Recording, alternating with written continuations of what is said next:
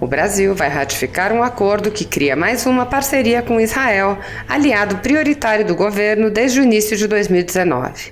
Desta vez, o foco é o combate à corrupção e ao crime organizado. O acordo será publicado no Diário Oficial da União na próxima segunda-feira e prevê pontos importantes de cooperação internacional e troca de conhecimentos. De acordo com nota publicada pelo Ministério das Relações Exteriores, órgãos de segurança pública dos dois países farão intercâmbio de experiências sobre crimes internacionais que, para serem combatidos de maneira eficaz, necessitam de mecanismos modernos de troca de informações. Tráfico de pessoas, tráfico de armas de fogo, munição e explosivos, terrorismo e maneiras de financiar atividades terroristas entram na lista de áreas de conhecimento que devem ser exploradas na parceria. O presidente Jair Bolsonaro já havia sinalizado no início do ano que fortaleceria os laços de parceria com Israel nas áreas de ciência, tecnologia e segurança pública. O presidente chegou a visitar o país no primeiro semestre de 2019 e contou com o auxílio do governo de Israel após o rompimento da barragem em Brumadinho em janeiro. O Brasil estreitou a parceria também ao inaugurar um escritório em Jerusalém para fortalecer o vínculo entre os dois países. As informações são da Agência Brasil. Ministro, vamos fazer esse balanço aí deste ano de gestão, né? Já teve o balanço dos 100 dias, o balanço dos 300 dias, agora um ano completa agora em dezembro. Então vamos começar falando da redução da criminalidade, né? Em 2019 o Brasil apresentou os dados, apresentaram uma redução da criminalidade. Que ações o senhor acha que foram tomadas aí ao longo desse ano que já ajudaram nessa redução de criminalidade por parte do Ministério de Justiça e Segurança Pública? É bom até esclarecer que a gente não tinha estatísticas, nós não tínhamos estatísticas oficiais dos principais indicadores criminais. Passamos até apenas em março desse ano, e aí temos consolidado esse material e também cotejado com dados elaborados por organizações não governamentais. Realmente tem havido uma queda expressiva dos principais indicadores criminais, né? Homicídio em torno de mais de 20%, roubo à instituição financeira 40%. Da parte do governo federal, acho que principalmente investimento em mecanismos para melhor administração de crimes, como o Banco Nacional de Perfis Genéticos, e uma postura mais dura em relação à criminalidade organizada. Por que isso importa? Porque boa parte da criminalidade violenta nas regiões metropolitanas está vinculado à criminalidade organizada. Então o enfrentamento mais duro da criminalidade organizada tem um impacto na redução igualmente da criminalidade violenta. E aí vamos destacar principalmente a política de transferência das lideranças criminosas, as principais lideranças criminosas do país, para presídios federais. Isso já havia no passado, mas foi intensificado de uma maneira muito expressiva pelo governo atual. Ministro, nesse sentido de redução da criminalidade, tem outras ações já previstas aí para os próximos anos? Nós temos um projeto piloto, que é o Enfrente Brasil. Nós escolhemos aí 5 municípios com indicadores ruins em matéria criminal, um em cada região, e é um projeto no qual existe uma atuação integrada. A filosofia dele é uma atuação integrada entre o governo federal, estadual e municipal, no enfrentamento da criminalidade local. Nas cidades onde ele está sendo implantado, ele tem tido bons resultados, mas esse projeto é um aprendizado para nós. Nós temos que aprender que deu certo, que vai dar certo, e que eventualmente nós podemos melhorar, para depois expandir essa experiência para outros locais. Mas existe uma série de medidas que, vamos dizer, afetam, em geral, a criminalidade no Brasil. Por exemplo, uma atuação mais intensa da Polícia Federal, em apreensão de droga, em destruição de plantação de droga no exterior. Há igualmente a Polícia Rodoviária Federal com uma atuação igualmente mais intensa. Nós criamos um projeto importante de melhoria do controle das fronteiras, que é o nosso projeto Vigia.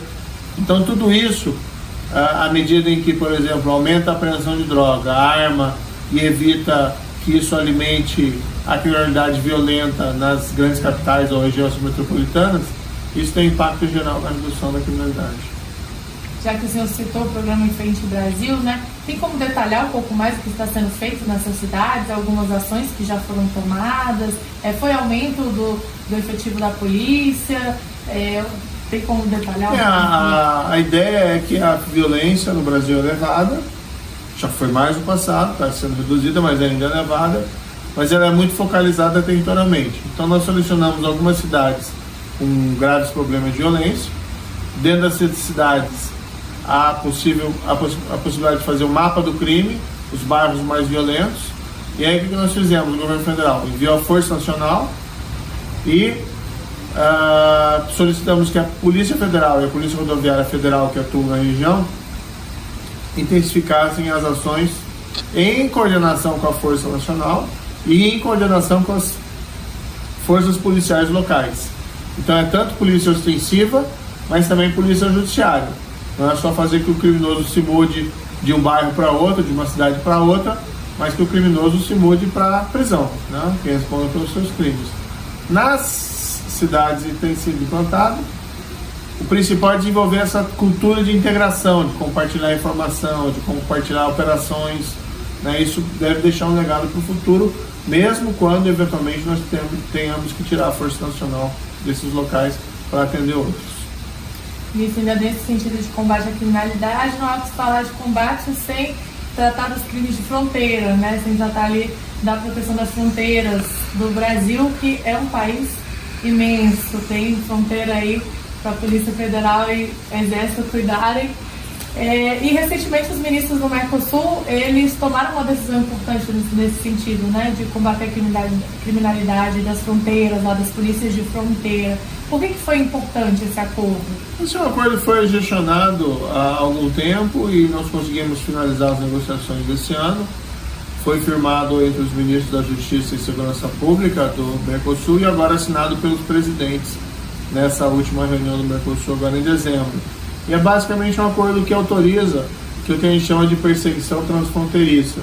Como a gente via naqueles velhos filmes de faroeste norte-americano, que muitas vezes o criminoso a cavalo, né, fugia pela fronteira e passava por um outro país, por exemplo, o México, e aí o xerife ficava com aquela cara de bobo do outro lado.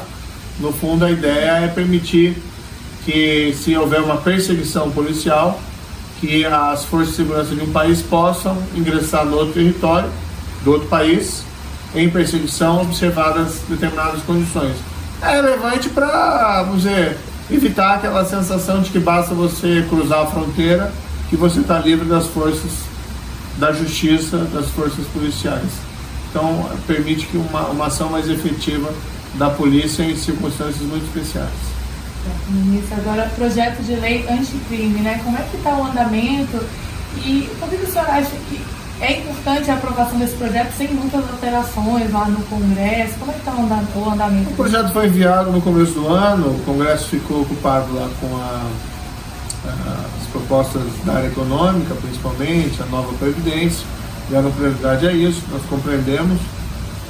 Recentemente ele ganhou um impulso, foi aprovado na Câmara, agora foi aprovado no CCJ do Senado. Acredito que ele pode ser sancionado e publicado ainda esse ano. Não é exatamente a integralidade do projeto que nós encaminhamos, mas isso faz parte do jogo parlamentar, do jogo democrático. É importante que várias medidas relevantes para o combate à criminalidade foram aprovadas. A principal delas, eu diria, ou uma das principais, é a execução imediata dos vereditos do Tribunal do Júri. O Tribunal do Júri no Brasil julga basicamente crimes contra a vida.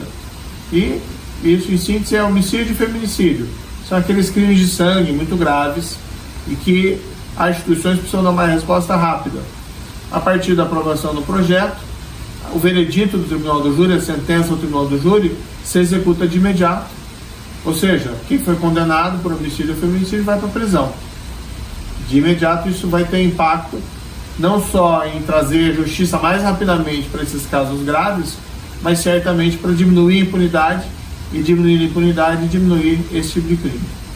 Certo. Agora, sobre o Banco Nacional de Perfis Genéticos, que o senhor já citou, né, que foi, acho que um grande ganho aí esse ano para o Brasil, né, um ato do Ministério, que eu queria que o senhor falasse um pouco mais. Isso bem ilustra, assim, que, claro, mudar a lei é importante, aumentar os instrumentos disponíveis às polícias, aumentar a eficiência da justiça através da lei. Isso são coisas relevantes, mas se pode fazer muito através de medidas executivas. Nós tínhamos essa lei, que é de 2012, que cria o Banco Nacional de Perfis Genéticos, que é basicamente o quê? Você colhe material biológico no local do crime, quem deixou o material biológico ali é o provável autor do crime, e você extrai o DNA e insere no banco de dados. E concomitantemente você extrai o DNA, né, como se fosse uma moderna impressão digital, da população carcerária e coloca no banco de dados. E aí você faz os cruzamentos. Isso permite identificar crimes seriais e identificar autores de crimes até então desconhecidos. A lei é de 2012, mas sabe Deus por qual motivo, ela não era executada, não era implementada. Então nós chegamos no começo desse ano, nós tínhamos 7.000 perfis genéticos de condenados inseridos no Banco Nacional. 7.000 colhidos em 6 anos, né? Um número irrisório. O que nós fizemos? Nós investimos, demos incentivos aos estados, criamos laboratórios de coleta de exame de perfil genético, de coleta, e intensificamos essa política de obtenção desses dados. Nós chegamos ao final desse ano com 67.000 perfis genéticos de condenados colhidos e cerca de 50 e tantos mil inseridos no banco de perfil genéticos. Ou seja, em um ano nós colhemos mais do que quase o décuplo do que foi feito em 6 anos desde o início da lei. Então se pode avançar muito. E qual que é o resultado disso? Crimes começam a ser descobertos. Os autores desses crimes. Teve um caso famoso lá de uma menina assassinada até em Curitiba, na minha cidade. Isso foi lá em 2011 e o assassino nunca foi descoberto, até que mais recentemente, por essa política de incentivo da coleta do material biológico, foi coletado de um presidiário em São Paulo, perfil genético inserido no banco, cruzado com o material que havia sido colhido no local do crime, no caso da menina, e houve a correspondência. Logo, aquele é o autor do crime, alguém que ia ser libertado em pouco tempo, porque não sabia que ele é o autor desse crime, agora vai ficar ótimo, ficar muito tempo na cadeia, pagando por um crime bárbaro que cometeu.